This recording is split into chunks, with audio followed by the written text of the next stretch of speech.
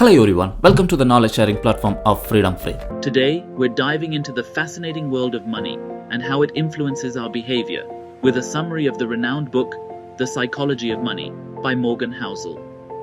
This book isn't just about financial theories. This book breaks down complex financial concepts into digestible nuggets that enlighten us about our own money behaviors. Let's get started. To kick things off, Housel starts by suggesting that success with money isn't just about what you know. It's about how you behave. One of the most striking stories in the book involves Ronald Redd, a janitor from Vermont. Now you'd think a janitor would have a modest income and an equally modest net worth, right? But when Ronald passed away, he left behind an estate valued at over $8 million. How? By living frugally, consistently saving, and investing wisely in the stock market over many years. Despite his lack of formal education, Ronald understood the basic principles of money. Live within your means, avoid debt, and invest for the long term. He may not have had a high-paying job or a degree in finance, but he had an understanding of how to behave with money. This is a powerful example that shows it's not just our income or our financial knowledge that determines our financial success, but our behaviors and decisions around money.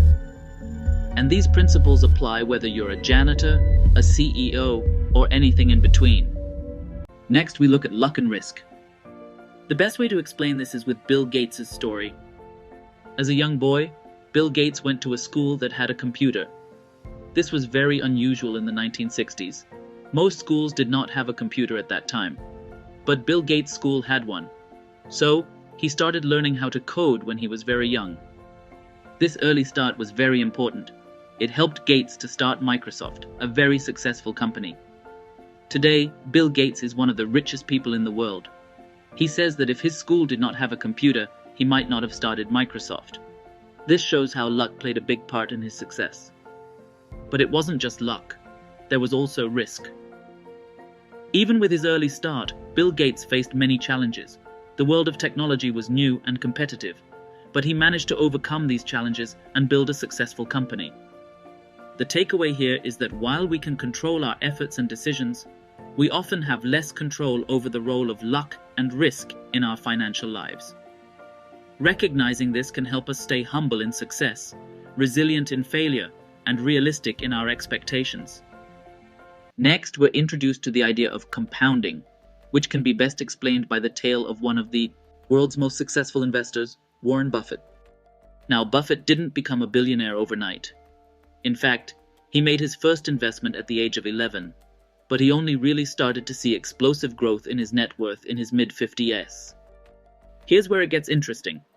If you track Warren Buffett's wealth, you'll see that more than 90% of his fortune was earned after his 60th birthday. He didn't change his investment strategy. It was the consistent, patient application of his investment principles that led to such incredible results. His wealth grew at an exponential rate, not because he was putting in more effort as he got older, but because his existing investments were generating returns, which were then reinvested, creating a powerful snowball effect. This is the magic of compounding. A little bit of growth, consistently over a long period of time, can lead to massive gains.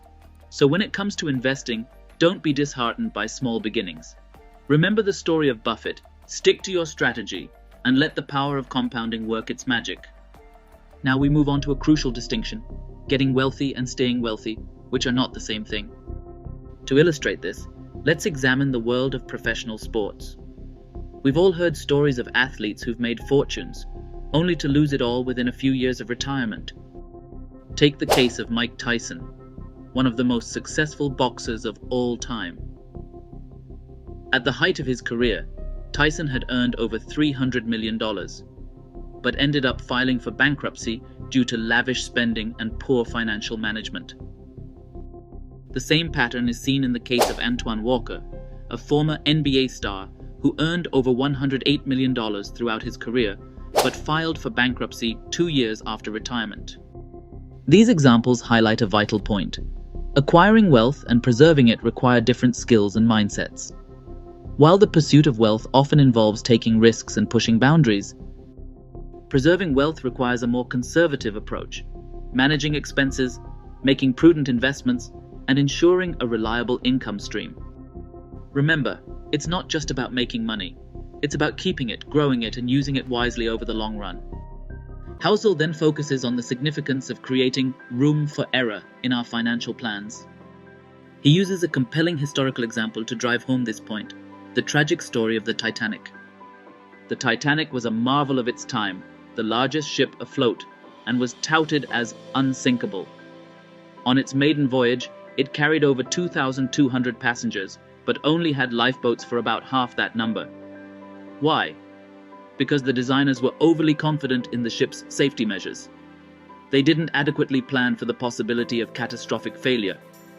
We all know the tragic outcome. The Titanic struck an iceberg and sank, leading to over 1,500 deaths, largely because there weren't enough lifeboats for everyone on board. This illustrates the importance of building in buffers, safety nets, and redundancy in our financial planning.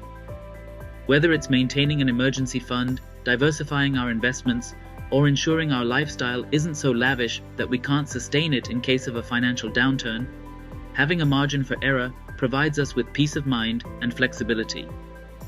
Just as lifeboats would have saved more lives on the Titanic, financial buffers can save us from financial disaster. Finally, we arrive at the last significant lesson from The Psychology of Money. The last part of the book talks about you and me. It says that each person has a different view of money. This view is shaped by our experiences and our personal situation. To make this idea clearer, let's consider the financial crisis of 2008 as an example. During this time, the stock market value fell sharply. This was seen differently by different people. Some people saw this as an opportunity. They thought stocks were now cheaper to buy. So they bought more stocks, hoping that their value would go up in the future. These people were not afraid to take risks. On the other hand, some people were scared. They saw the value of their stocks falling and worried it would continue to fall. So, they decided to sell their stocks to avoid losing more money. These people were more risk-averse, meaning they preferred to avoid risk.